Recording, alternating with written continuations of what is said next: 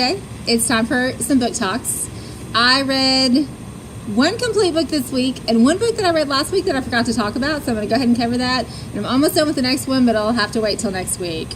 I'm going to start with The Naturals by Jennifer Barnes. I actually did read this digitally. I checked it out from the public library. We have it here in the library, but it was checked out when I wanted it, so I went ahead and checked it out as an ebook. It just checked out again today from the library, so if you want it, you're going to have to put it on hold. This is by the same author as The Fixer and The Long Game that I talked about last week that I love so much. She wrote this earlier, and it's about a group of kids who have natural abilities to do things that can help the FBI, and that's what they do. As it turns out, she's a natural profiler, and not just because she's learned the tricks, although her mother did teach her a lot of the tricks when she was young, but because she has an affinity or an aptitude for it. There's another kid who's in their program who's a human lie detector, that kind of thing. So I just checked out book number 2, and I'm really excited about it. I like the way Barnes writes.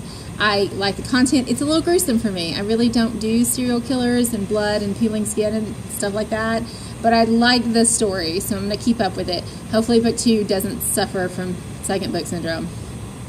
The other book I read the week before was called The Light Between the Oceans, and they're making it into a movie. You might have seen trailers for it. It's a historical fiction. A lighthouse keeper and his wife have trouble having a child. She keeps having miscarriages, and it's devastating. And then one day, lo and behold, wait for it, a baby washes up on shore. So it goes from there, and it goes through, should we keep it? Should we not keep it? What happens if we keep it? It's historical fiction about Australia back at the turn of the century. It's really good. Well, a little before after the turn of the century, because they've been to war, and it's changed them. The lighthouse keeper is a veteran, and it's rough. And that whole post-traumatic stress thing is real for him. So I really liked it. I don't know a lot about Australia in the war and how they fought in Europe, and I never really considered that they were part of it, but they were. I learned a lot from the book. It was a little bit slow.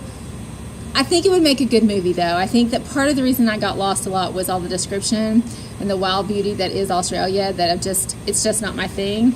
But it was a good book. If you like historical fiction, it'd probably be a great movie if you're interested in going to see something. Hopefully next week I'll have a couple more books to talk about, like number 2 of The Naturals. It's called The Killer Instinct, and I'm really excited to start it. Hope you guys have a great Monday, and we'll see you on Thursday.